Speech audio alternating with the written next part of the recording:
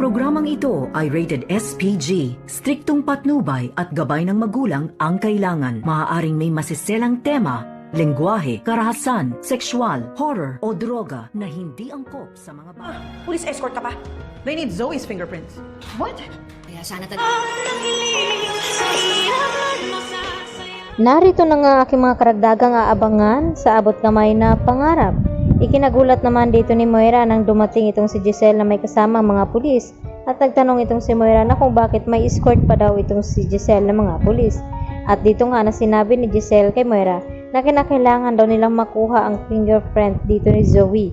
At gulat na napatayo naman itong si Zoe dito sa kanyang kinaupuan. At wala na nga magawa pa itong si Zoe dahil kinakailangan niya ngang sumama sa mga pulis upang kuhaan na nga sila ng fingerprint silang dalawa ni Moira. Kaya naman, nadiskubre ngayon dito ni Giselle na magkatugma nga itong fingerprint ni Zoe dito sa medical supplies na nakuha ng mga kapulisan.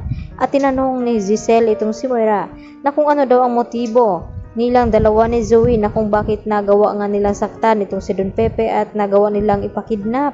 At dito naman na sinabi ni Moira kay Giselle na tigilan na daw ang pag-aakusa sa kanila dahil wala daw silang kinalaman kahit may nakuha na nga silang ebidensya dito kina Zoe at Moira. At sinabi pa dito ni Moira kay Giselle na dapat ang pagtuunan daw ng pansin ngayon ni Giselle na nasa tabi siya ng kanyang ama at kung hindi ay baka mapahamak daw ito. At nagulat naman ito si Giselle nang biglang may tumawag sa kanya at ito na nga si Lynette. At dito naman na hindi makapagsalita itong si Lynette dito kay Giselle dahil babalita niya sana na cardiac arrest nga itong si Don Pepe at hindi pa nila malaman kung ito'y makasurvive dahil patuloy pa rin ito nire-revive dito ni Doc Carlos at dito nga ni Annalyn at Doc Lindon. Samantala, bumili naman ng bulaklak itong si RJ dito nga sa kanyang dinaanan at nagulat nga ito na kung bakit may dumapo nga na itim na paru-paro dito nga sa kanyang balikat.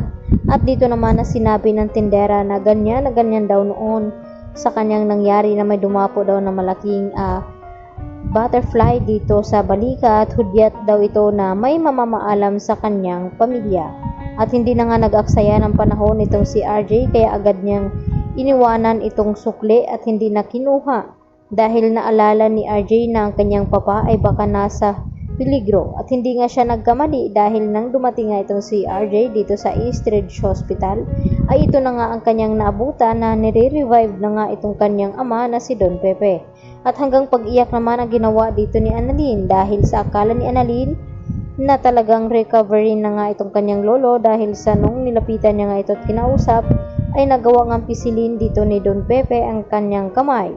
At wala naman silang kaalam-alam na may ginawa pala itong si Carlos upang hindi na nga tuluyang magising itong si Don Pepe dahil sa sinabi din dito ni Lynette na sana raw makapag-recover na nga at gumaling itong si Don Pepe nang sa ganoon makapagsabi ito kung sino nga ang may pakana sa kanyang nangyari ngayon at nararapat lamang na maparusahan ito at makulong.